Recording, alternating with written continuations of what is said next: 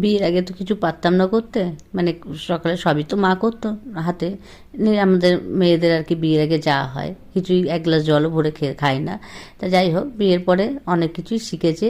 শিখেছি শ্বশুরবাড়িতেই শিখেছি, আমার বরের কাছ থেকেও শিখেছি, আর বাইরে ঘুরতে এসে অনেকটাই শিখেছি। আর তারপর এখন তো আমাদের সঙ্গী আছে ইউটিউব, এখন তো শেখার আর শেষ নেই, ইউটিউব দেখে অনেক কিছু শেখা যায়।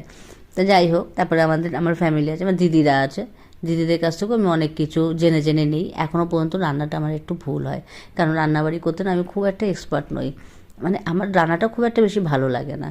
আমি একটু ঘর দর গোছানো, সাজগোজ এগুলো একটু বেশি ভালো পছন্দ করি, কিন্তু আমি রান্নাটার মধ্যে আমি একদম পাকাপোক্ত নই। যাই হোক, এখানে বড্ড অগোছালো হয়েছিল টেবিলটা, যে রোজগার লাগে আমাদের জিনিসপত্রগুলো। যেমন এখন কাশি হচ্ছে যেহেতু, আর আমার গলার ভয়েসটা একটু চেঞ্জ হয়েছে, তাই জন্য কাশি ওষুধটা আমাদের ডেলিই লাগছে খেতে। আমার আর আমার ছেলের হয়েছে প্রচণ্ড। তা যাই হোক, টেবিলে এগুলো ছড়ানো থাকে, সকালবেলা ছেলে স্কুলে যাওয়ার পরে এগুলো গোছ করে নেই। গোছ করে একটা বক্সের মধ্যে রাখলাম, কারণ এগুলো মানে এদিক ওদিক হয়ে যায় আর কি, এটা যেহেতু ডেলি লাগে।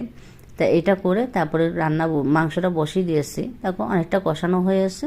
এরপরে দুপুরবেলায় ভাত আর বাসমতি চালের ভাত করেছি, আর হচ্ছে মাংস, ব্যাস এটাই আজকে আমাদের লাঞ্চ। আর পেঁয়াজ স্যালাড নিয়েছি, শশা পাইনি এখানে যেহেতু, এটাই আজকে আমাদের।